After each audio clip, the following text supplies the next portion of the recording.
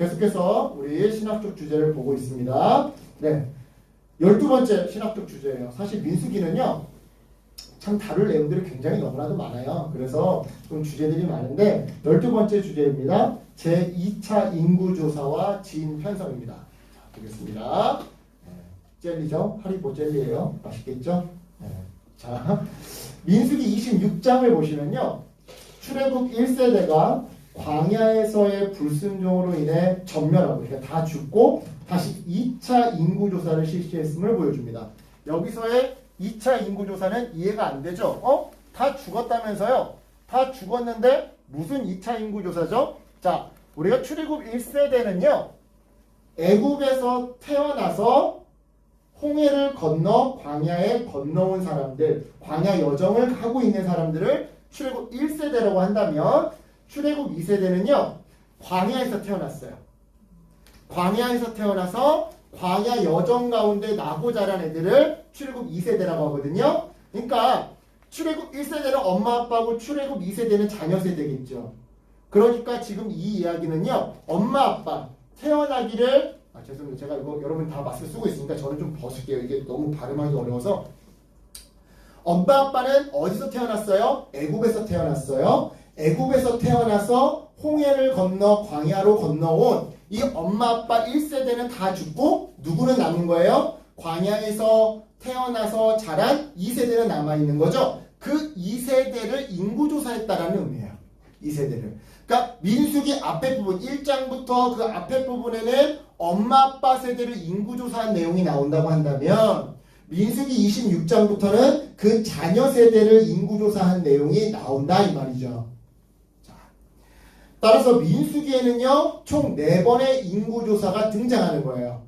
1장부터 4장에서 먼저 1세대, 엄마 아빠 세대를 인구조사하고, 그리고 나서 이제 출발해서 광야에서 우당탕탕탕탕 좌충우돌한 이야기가 등장한 다음에 모압 평지까지 도착하고 나서, 모압 평지는 어디다? 이따가 제가 지도 보여드리겠지만, 이제 요단강, 가나안 들어가기 바로 직전, 요단강 건너기 직전이 모압 평지예요. 좌충우돌 우당탕탕 해가지고 모압 평지까지 도착한 다음에 이제 26장부터는 자녀 세대를 인구조사하는 내용이 민수기 통독을 하다 보면 나오더라 이 말이에요. 제1차 인구조사의 주 목적은 뭐였느냐? 시내산을 출발해서 약속의 땅 가나안을 향해 행군하는 가운데서 예상되는 위험들이 있어요. 누가 적군들이 쳐들어올지도 모르고요. 도적대들이 약탈을 해갈 수도 있고요. 도적대들이 사람을 이렇게 납치해 갈 수도 있고요. 또는 뭐 굉장히 척박한 곳을 지나다 보면 며칠씩 무리 없이 버텨야 되기도 하고요. 또 그 가운데서는 먹을 거를 누가 선발대로 구해와야 하기도 하고요. 이런 여러 가지 위험들이 예상되어 있거든요. 그 위험으로부터 스스로를 지키고 나아가 약속의 땅을 정복하기 위한 어떤 조직? 군사 조직을 갖추기 위해서 첫 번째 인구조사를 했던 거예요. 그러니까 쉽게 얘기하면 우리 남자 형제들은 이해가 잘 갈 것 같은데, 군대 입대하면 맨 처음에 훈련소 가기 전에 어디 먼저 가요? 보충대. 보충대 가서 뭐예요? 숫자 세요. 이번에 몇 명 부대로 들어왔지? 이 중에서 몇 명은 운전병이 될 거지? 몇 명은 소총수 땅게 따다다다다당 될 거지? 몇 명은 컴퓨터 행정병 할 거지? 이거를 보충대에서 추린단 말이에요. 그런 다음에 각 필요한 부대에 몇 명씩, 너네 운전병 10명 필요해? 10명씩. 야, 너네 조리, 이거 무슨 취사병, 취사병이 100명 필요해? 그럼 너네 100명. 이런 작업을 하잖아요. 그러니까 숫자를 세잖아. 그게 민수기 1장부터 4장이다 이거야. 얘네들은 이제 광야로 가야 돼. 광야를 가다 보면 텐트 치고 행군하고, 텐트 치고 행군하고, 이걸 맨날 해야 돼. 적이 쳐들어오면 싸워야 돼. 무기 들고 싸워야 돼. 때로는 선발대를 보내서 정탐도 하고 먹을 것도 얻어와야 돼. 군사 조직이 필요한 거야. 군사 조직이. 그래서 그 군사 조직을 만들기 위한 인구조사가 1장부터 4장이었다 이 말이에요. 이해가시겠죠? 반면에 2차 인구조사의 목적은, 그러니까 아버지, 어머니 세대가 아니라 아들, 딸 세대를 인구조사한 이 2차 인구조사의 목적은요, 이제 가나안 땅에 들어갈 거예요. 제가 아까 그 얘기했죠. 모압까지 도착했다고. 이제 요단강만 건너가면 가나안 땅이라고 했잖아요. 그 가나안 땅을 정복한 다음에 지파별로 이제 땅을 분배하는데 자료가 필요해. 예를 들어 이런 거야. 치웅이네가 가족이 뭐 형네까지 해가지고 조카 지금 몇 명이야? 둘이야? 하나야? 하나야? 그러면 형님네까지 해가지고 어머니, 치웅이 형, 형수님 여기서 5 식구야. 자 그렇게 나는 우리 어머니, 나, 우리 와이프에서 3명이야. 그런데 똑같이 균등분할이라고 해가지고 300평 300평 주면 돼야 안 돼? 안 되지. 여긴 5명이니까 500평 줘야 될 거 아니야. 여기는 3명이니까 300평 줘야 될 거고. 예를 들자면 무슨 100평씩 어떻게 해. 그냥 예를 들자면 그지? 그러려면 이 가족이 몇 명인지 알아야 될 거 아니야. 어느 가족은 식구가 너무 많고 어느 가족은 식구가 너무 적은데 똑같이 100평을 주면 어떻게 먹고 살겠어? 그지? 그러니까 인구조사를 해야 돼. 인구조사를 해야 가나안 땅에 들어가서 얘네는 식구가 5명이니까 5인분치 땅이 필요하겠구나. 농작지가 필요하겠구나. 얘네는 식구가 딸랑 2밖에 안 되니까 2인분치 농작지가 필요하겠구나. 이걸 계산할 수 있을 거 아니에요. 그러니까 2차 인구조사의 주 목적은요. 이제 곧 가나안 땅에 들어가서 그 땅을 정복하며 땅을 분배할 건데 그거에 필요한 형평성 있게 분배하기 위한 기초 자료를 마련하기 위해서 2차 인구조사를 했다 이 말이에요. 이해가시죠? 이해가시죠? 여러분이 성경 통독을 하다가 정말 재미없게 베냐민은 뭐 몇백 명, 몇천 명, 뭐 유다는 몇천 명 이렇게 세는 이유가 다 있어요, 여러분.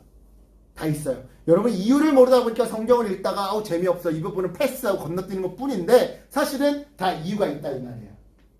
자, 좀 지도를 보고 설명을 드릴게요. 여러분 점심 먹고 와서 조금 졸린 것 같은데 지금 보시면 요렇게 여기가 보시면 라암셋 북고성 라암셋이 있고 숲곳이 있고 쭉 해가지고 이렇게 건넜다. 홍해를 건너서 요쪽이나 요쪽을 건넜다. 요 둘 중에 한 곳을 건넜다. 쭉 와가지고 시내산이 여기 있어요. 쭉 와가지고 가데스 바네아에서 정탐 보냈다가 정탐꾼들이 가나안 땅을 악평해가지고 여기서부터 38년을 유랑합니다. 그래가지고 쭉 올라와서 지금 여기가 모압 평지인데 모압 평지에 있는 느보산 꼭대기까지 올라온 거예요. 이 느보산에서 가나안 땅 자기는 못 들어가. 누구? 모세 얘기하는 거야. 모세는 못 들어가. 모세는 광야에서 한번 하나님께 불순종해서 거기에 대한 징계로 너는 가나안 땅 못 들어간다 그랬어. 그래서 못 들어가는 가나안 땅 아쉽지만 그래도 하나님이 이날 이때까지 잘 인도해 주셨음을 감사하면서 마지막 느보산에서 고별 설교 3편을 하는 게 신명기야 이제. 무슨 말인지 이해하시겠죠? 자, 그래서 지금 여기까지 와 있는 상황이에요. 여기에 지금 지도가 이제 요쪽 지도로 보면 나오는데 여기 이렇게 요단강이 있거든요. 이 느보산에서 내려와서 이제 요단강만 건너면 여리고 전투 시작되는 거예요. 여러분 여호수아서에서 보는 거. 자, 요 지도를 볼게요. 요 지도가 좀 더 선명하죠? 지금 보시면 이게 오늘날의 요르단, 이게 오늘날의 시리아, 이게 오늘날의 레바논. 얼마 전에 그 베이루트 항이라고 몇 년 전에 한번 저기 항구 펑 터진 적 있었었죠? 그죠? 여러분이 세계 뉴스 안 보죠? 그죠? 성경만 보고, 그지? 찬양만 듣고. 베이루트 항인가? 하여튼 그 항구가 터진 적이 있었어요. 그게 바로 이 레바논이에요. 레바논은 되게 독특하게 나라가 딱 양분되어 있어요. 무슬림과 기독교. 네. 그래서 도시 안에서도 그 무슬림 지역과 기독교 구역이 대로 하나변으로 나눠져 있는 나라예요. 굉장히 좀 독특한 나라예요. 레바논, 오늘날 레바논이고 이게 이제 오늘날의 이스라엘이죠. 이스라엘. 여기가 가자 지구예요. 왜 가자 지구가 문제가 되는지 알겠죠? 이스라엘 영토 안에 마치 섬처럼 고립되어 있어요. 그러니까 사실은 요 가자 지구 얘기하면 사실 이스라엘은 욕 많이 먹어야 돼. 왜냐면 가자 지구는 이스라엘 안에 고립되어 있거든. 그러니까 사실 미사일로 집중 투하하면 이 가자 지구는 진짜 함정 안에 든 독 안에 든 쥐처럼 그냥 압살 나가는 거거든. 여하튼 이렇게 돼요. 자, 오늘날 지도를 놓고 보면 지금 이 이집트에서 출발해가지고 홍해를 건너서 시내산에 들렀다가 여기서 38년 동안 방황하고 쭉 올라와서 여기까지 도착한 거예요. 이제 요 강만, 여기가 사해고 여기가 요단강이고 여기가 갈릴리 바다고 이게 헐몬산인데 이제 여기서 요단강만 건너면 가나안인 거죠. 지금 여기 도착해서 이제 2차 인구조사를 하는 거다. 왜? 이제 가나안 땅 정복하고 나면 땅 분할해야 되니까 인구수 조사해야 되겠죠. 누구네 집은 몇 명, 누구네 집은 몇 명? 네. 자, 여기서 우리가 좀 생각해 볼 주제가 있어요. 뭐냐면 2차 인구조사는요. 하나님 나라의 참 백성은 단지 혈통적 조건에 근거하지 않으면서 오직 하나님과 언약 관계 안에서 현재를 신실하게 살아가는 삶을 통해 결정된다는 거예요. 이게 무슨 얘기예요, 목사님? 자, 여기 보시면 알겠지만 출애굽 1세대가요. 다 전멸했어요. 그러니까 출애굽 1세대는 여호수아와 갈렙을 제외하고는 어느 누구도 가나안 땅에 못 들어가는 거예요. 자, 아까 전에 얘기했지만 지금 이스라엘 백성은 어디 있어요? 요단강 앞에 있어요. 이제 요단강만 건너면 가나안이에요. 그런데 지금 이 장소에서 남아있는 사람은 자녀 세대밖에 없는 거예요. 여호수아 갈렙 빼놓고는. 분명 하나님은 이스라엘 백성들이 여기서 홍해를 건널 때 약속의 땅으로 너희를 인도하겠다라고 약속을 하셨는데 그 약속을 받았던 아버지 어머니 세대는 다 죽고 남은 건 자녀밖에 안 남은 거예요. 자녀 세대밖에. 요걸 우리가 생각해 봐야 된다는 거예요. 이스라엘 전체 민족이 약속을 받았는데 실제로 가나안의 입성을 앞두고 있는 사람은 부모 세대는 아무도 없고 자녀 세대만 남아있는 거예요. 이걸 통해서 우리가 생각해 볼 게 뭐다? 하나님 나라의 백성은 혈통적 조건에 근거하지 않는다라는 거예요. 내가 이스라엘 피를 받았어요. 내가 아브라함의 피를 받았어요. 이것에 근거하지 않는다라는 거예요. 오늘 내가 얼마나 신실하게 살아가느냐. 오늘 나의 삶이 가나안 땅에 들어가느냐 안 들어가느냐를 결정한다 이 말이에요. 좀 더 쉽게 얘기해 볼까요? 하나님이 이스라엘 백성의 가나안 땅 입성을 약속했다 그랬죠? 그러면 우리 엄마 아빠 이스라엘 백성이 아니야. 민족이 아니야. 민족이잖아. 다 아브라함의 혈통이잖아. 설령 우리 부모님이 저 조상의 아브라함 조상의 후예라 할지라도 그래서 가나안 땅을 약속받았다 하더라도 혈통이라 하더라도 하나님과의 약속 안에서 신실하지 않으면 가나안 땅에 못 들어간다 이거야. 하나님 약속 안에서 신실한 자들만이 가나안 땅 안에 들어가더라 이 말이야. 아무리 혈통이 좋아도 가문이 좋아도 내가 모태신앙이어도 필요 없어. 오늘 내가 어떻게 살아가느냐가 가나안 땅에 들어가느냐 못 들어가느냐를 결정짓는다 이 말이에요. 아브라함의 몇 대손 이거 필요 없다 이 말이야. 누구의 부모 누구의 자녀 필요 없다 이거야. 내가 어떻게 사느냐가 결정짓는다 이 말이에요. 쉽게 말해서 내가 기독교 가정에서 태어났고 모태신앙이며 과거에 교회를 열심히 다녔었고 우리 부모님이 나를 위해 얼마나 열심으로 헌금하고 기도하는지가 전혀 중요하지 않다라는 거예요. 내가 이런 의미에서 수능기도회를 보면서 참 안타까운 부분이 있어. 수능기도회 때 어머님들이 막 자녀들을 위해 엄청 울면서 기도합니다. 좋아요. 하나님 그 기도를 응답하세요. 하실 수 있어요. 근데 제가 아쉬운 점은 본인들이 이렇게 기도하지 않는다는 게 제일 아쉬운 포인트. 정작 본인들이 자기들의 그 대학 입시를 두고 자기네들의 중요한 어떤 인생의 문제를 두고 뭐 결혼 문제가 됐던 뭐 연애 문제가 됐던 입시 문제가 됐던 취업 문제가 됐던 뭐가 됐던 본인들이 이렇게 울면서 기도해 봤냐는 거지. 왜 기도는 다 엄마 아빠가 하지? 자녀들을 위해서? 본인들이 잘 하질 않아. 그런데 지금 이 모압 평지에서 2차 인구조사라는 이 상황에서 우리가 좀 서슬퍼렇게 간단히 서늘하게 좀 우리가 생각해야 될 부분은 바로 이 부분이라는 거예요. 내가 기독교 가정에 태어났고 모태신앙이고 과거에 교회를 얼마나 열심히 다녔고 내가 중고등학교 때는 뭐 중고등부 회장이었고 이런 거 다 필요 없다 이거예요. 부모님이 나를 위해 얼마나 많이 기도했는지 이것도 어떤 때는 의미가 있겠지만 어떤 때는 효과가 없다 이 말이에요. 과거 나의 헌신했던 추억들이 미래 내가 받을 복을 결정해 주는 게 아닙니다. 하나님, 저 이번에 합격시켜줄 거죠? 제가 옛날에 중고등부 때 회장했잖아요. 하나님, 저 이번에 합격시켜줄 거죠? 제가 옛날에 11조 헌금 빼먹지 않고 열심히 했었잖아요. 하나님, 저 이번에 합격시켜줄 거죠? 제가 옛날에 찬양팀으로 얼마나 헌신했었는데요. 아니에요. 아니라고요. 과거 나의 헌신했던 추억들이 과거에 우리 엄마 아빠가 목숨을 걸고 홍해를 건넜던 거 기억하시죠? 필요 없어요. 그게 중요한 거 아니에요. 하나님, 내가 비록 지금 죄를 졌지만 과거에 우리의 선조의 아브라함이 얼마나 하나님 앞에 신실했는지 아시죠? 그러니까 내가 조금 죄 져도 나 가나안 땅 들어갈 수 있는 거죠? 이거 아니라고. 이거 아니라고. 맞잖아. 오늘 이야기 속에서. 그죠? 오늘 나의 신실한 삶의 내용이 미래 내가 받을 복을 결정해 주는 거예요. 오늘이 중요한 거예요. 과거에 내가 차양팀 했고, 과거에 내가 임원했고, 과거에 내가 헌금 많이 했고, 과거에 우리 부모님이 나를 위해 뭐 어떻게 했고, 이거 필요한 거 아니에요. 이게 중요한 게 아니에요. 오늘 나의 삶이 중요한 거다 이 말이에요. 오늘 나의 부모님의 헌신이 미래 내가 받을 복을 결정해 주지 않아요. 옛날에 아브라함 조상님이 하신 헌신이 오늘 내가 가나안 땅을 들어가냐 못 들어가냐 결정해 주는 게 아니에요. 오늘 나의 자발적인 헌신이 미래에 내가 받을 복을 결정해 주는 거예요. 따라서 여러분, 오늘 내가 하나님과의 언약 안에서 신실하세요. 하나님 우리에게 회복을 약속하셨고 우리는 하나님께 순종을 약속한다고 그랬죠? 그게 언약이라고 그랬죠? 약속, 그죠? 그죠? 약속. 로마인의 약속, 그지?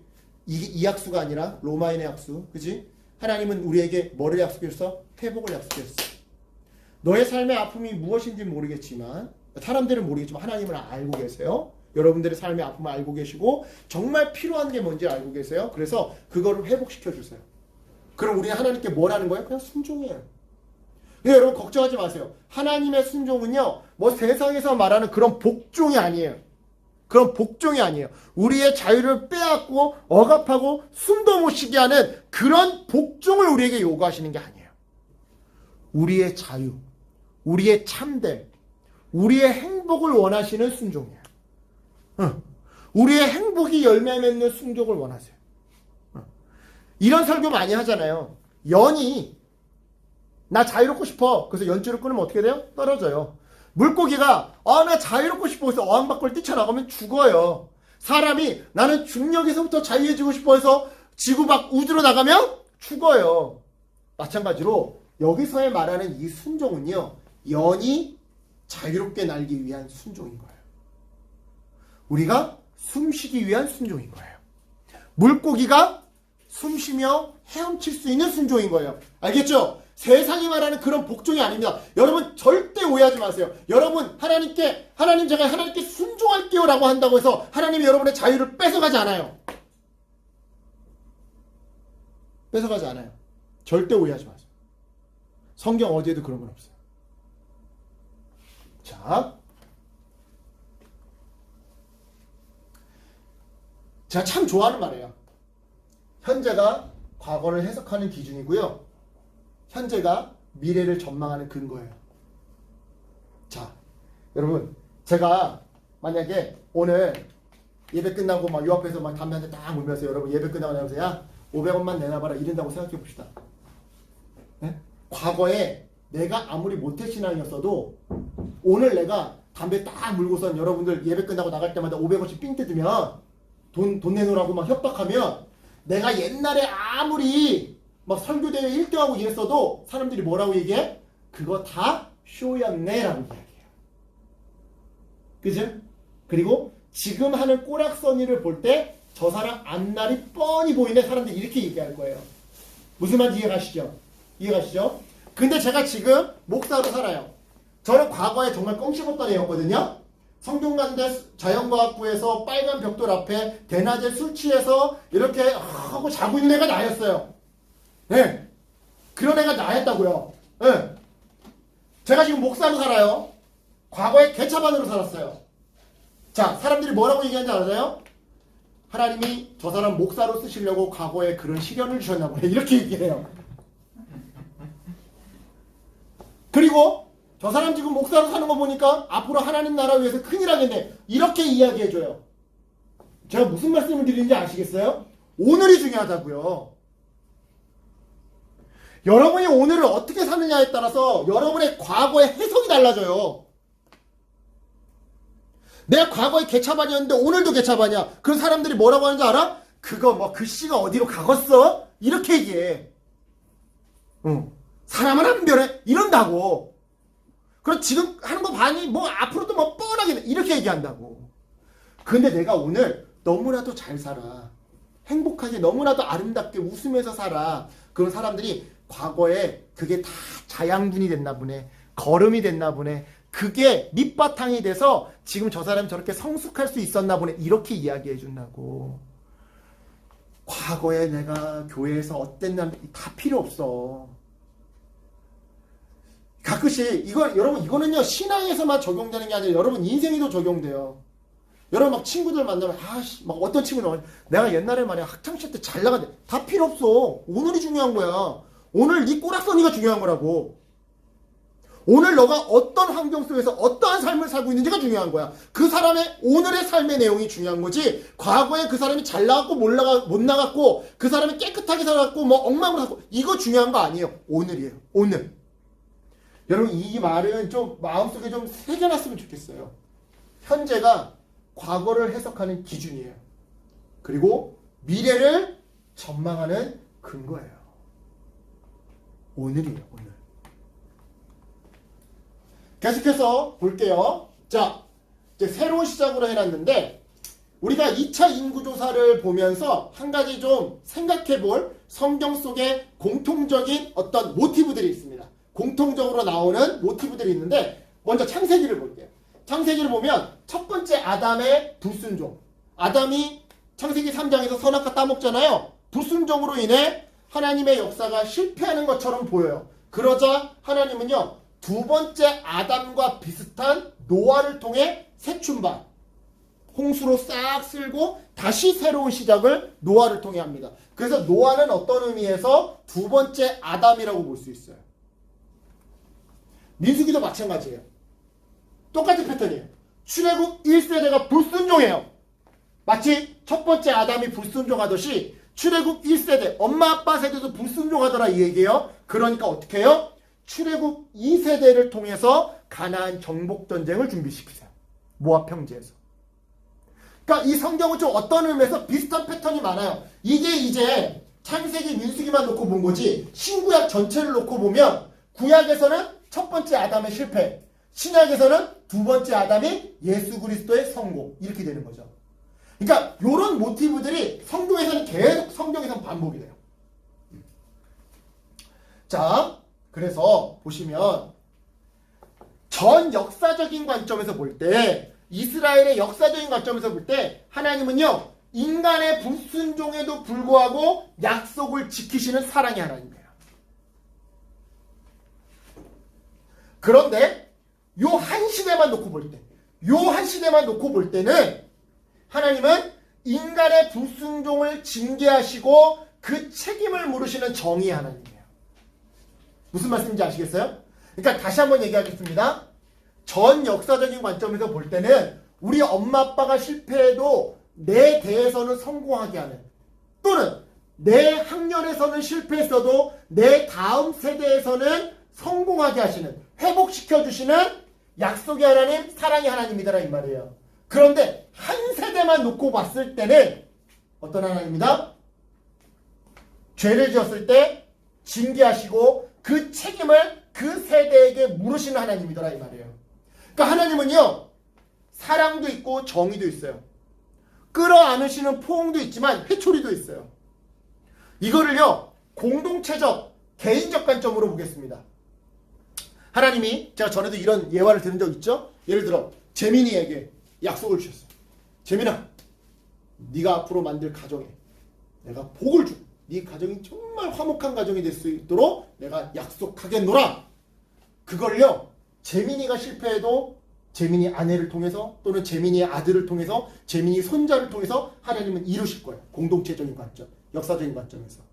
하지만 재민이라고 하는 한 사람, 한 세대를 놓고 볼 때는 재민이가 그 약속을 신뢰하지 않고 내 멋대로 살아요. 뭐 내가 죽이든 마음이 되는 하나님이 책임져 주신댔어. 그러니까 나는 뭐 놀자 막 내가 해도 뭐 하나님 책임져 주 이렇게 살았어. 그러면 그 책임을 반드시 재민이에게 물으신 하나님이다. 이해하시겠죠 여러분? 공동체적인, 전 역사적인 그리고 그 반대적으로는 현 시대적인 또는 개인적인. 그래서 하나님은요 사랑의 하나님도 있지만 정의의 하나님도 있어요. 반대로 회초리의 하나님도 있지만 참으시고 끌어안으시고 다시 기회를 주시는 사랑의 면도 있어요. 이해하시겠죠? 그러니까 성경을 읽을 때 항상 여러분 요 두 개 사이에서 여러분이 잘 시소를 타셔야 되는 거예요. 어느 한쪽으로 치우치시면 안 돼요. 너무 이것만 붙들고 살면 내가 방종이 돼요. 방종이죠. 우리 아빠는 스윗파파야. 내가 뭐래도 그래 오냐. 그러면 그 아이는 방종하게 되겠죠. 반대로 너무 이것만 치중하고 살면 그 사람은 자유가 없어요. 그 삶이 퍽퍽해요. 하나님과 내가 자녀 관계가 아니라 아버지와 자녀 관계가 아니라 주인과 종 관계가 돼버려요. 근데 갈라디아서는 안 그렇다고 얘기했거든. 너희가 종이 아니라 그랬거든. 그죠? 자, 보겠습니다. 그래서 민수기를 읽다 보면요. 이 1세대에 대한 이야기와 2세대에 대한 이야기가 패턴이 반복되는 걸 볼 수 있는데요. 이거는 그냥 간단히 볼게요. 여러분이 뭐 신학교 갈 거 아니니까. 보시면 인구조사가 동시에 나와요. 그리고 나서는 레위지파 이야기 나오고 여성에 대한 이야기 그리고 서원에 대한 이야기가 6장 30장 뭐 이런 식으로 재물에 관한 규정 이런 식으로 계속 똑같은 패턴으로 이어져요. 민수기는 그래서 1세대에 대한 이야기 그리고 2세대에 대한 이야기가 거의 비슷한 순서로 똑같은 패턴으로 등장을 해요. 이런 식으로. 네. 이런 식으로 똑같은 패턴으로 등장해요. 네. 뭐 여러분이 신학할 거 아니니까 뭐 요거는 뭐 그렇다더라 알고 계시면 되는데 자 보겠습니다. 또 하나 요거는 좀 여러분이 한번 볼만해요. 첫 번째 인구조사 결과와 두 번째 인구조사가 여러분이 이제 성경을 글로 읽다 보니까 이게 머릿속에서 계산이 안 되는데 그래서 제가 숫자를 써봤어요. 숫자를 써보시면 어떤 특징을 알 수 있느냐? 먼저 거시적으로 그러니까 전 역사적으로 언약을 위해 다시 기회를 주시는 사랑의 하나님을 발견해요. 왜요? 전체 숫자가 큰 변화가 없어요. 그죠? 60만 3천명 60만 1000명 그러니까 아까 제가 말했지만 공동체적인 관점에서 역사적인 관점에서 거시적인 관점에서 하나님은 1세대가 실패했다고 해서 이스라엘을 싹 다 죽게끔 하는 게 아니라 다시 기회를 주시더라. 전체 총 인구에 큰 변화가 없어요.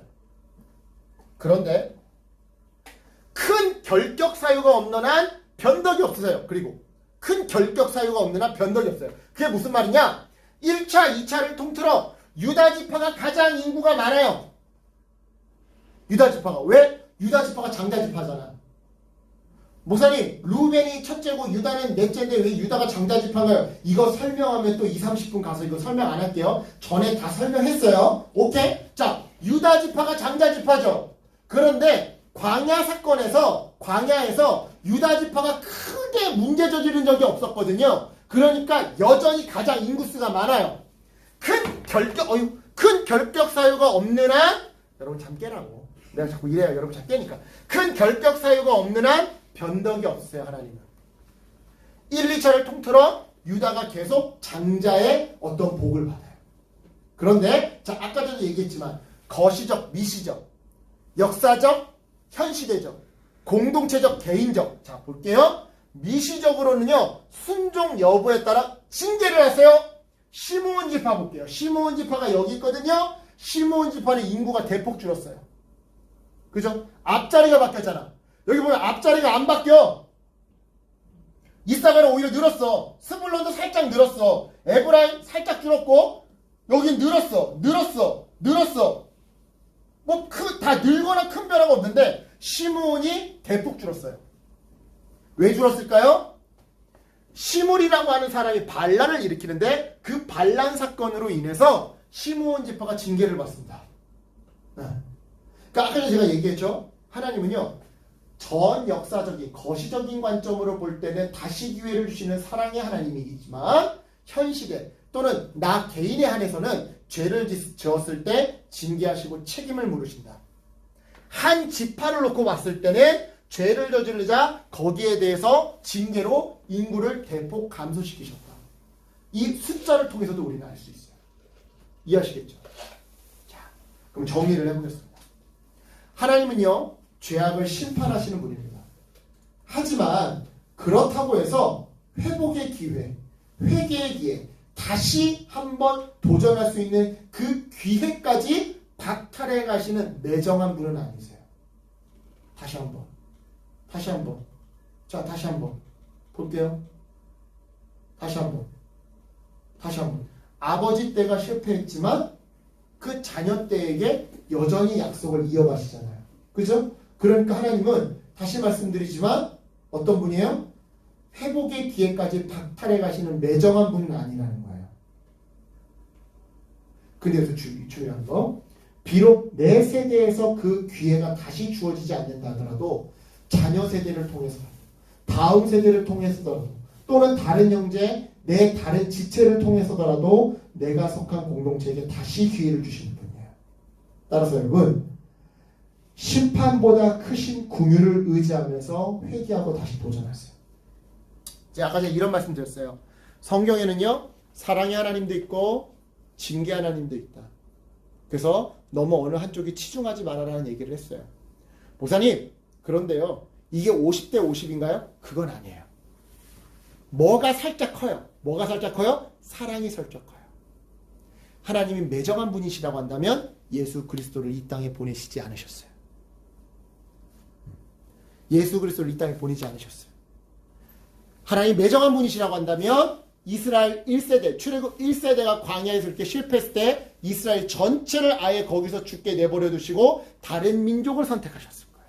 근데 그러지 않으셨어요. 즉, 회초리가 있지만 뭐가 더 크다? 사랑이 살짝 더 크다.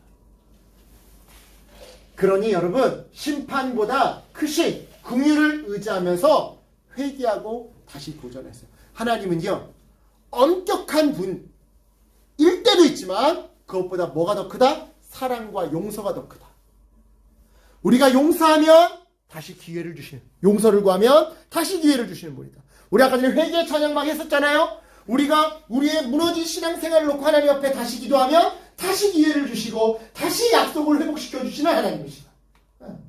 그러니까 그걸 의지하며 회개하고 다시 도전하는 거예요.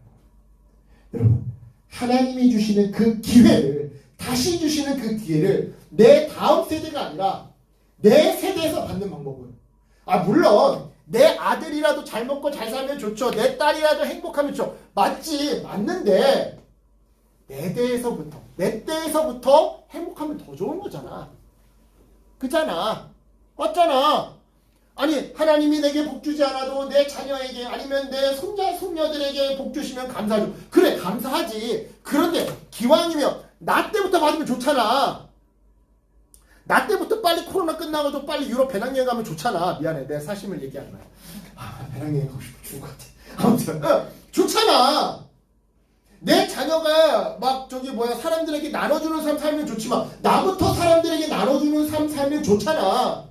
내 자녀들이 이웃에게 선한 행실을 많이 하면 좋지만 내 때에서부터 하면 더 좋잖아. 하나님이 다시 주시는 그 기회를 내 다음 세대가 아니라 내 세대에서 다시 회복해서 받는 방법은 참된 회개와 포기하지 않는 순종으로의 몸부림뿐이에요. 여러분, 신앙은 어떤 의미에서 몸부림이에요. 신앙은 몸부림이에요. 늘 넘어지고 늘 죄짓고 하지만 다시 회개하고 다시 그리스도를 닮아가기 위해서 어제보다 한 뼘 더, 어제보다 한 걸음 더 몸부림치는 게 어떤 의미에서는 신앙이야. 여러분, 이걸 기억하세요. 다시 말씀드립니다. 내 다음 세대가 받아도 감사하지만 내 때에서부터 받으면 더 좋잖아요. 내 때에서부터 나눠주는 삶 살면 좋잖아요. 내 세대에서부터 예수 그리스도를 온전히 닮아가면 더 좋은 거잖아요. 이것이 가능합니다. 불가능한 게 아니에요. 가능해요. 어떻게 할 때? 몸부림치며 살아갈 때. 하나님 앞에서 회개하고 또 도전하고, 넘어지면 또 회개하고 또 도전하고, 넘어지면 또 회개하고 또 도전하고. 여러분, 이런 몸부림치는 삶을 통해서 하나님이 여러분에게 약속하신 그 축복을 여러분 다음 세대에게 양보하기보다 여러분 대에서부터 받고 여러분 자녀들의 때까지, 여러분 다음 세대들과 여러분 친구들에게까지 흘려보내주는 그런 귀한 우물의 근원, 축복의 근원 되시길 주님의 이름으로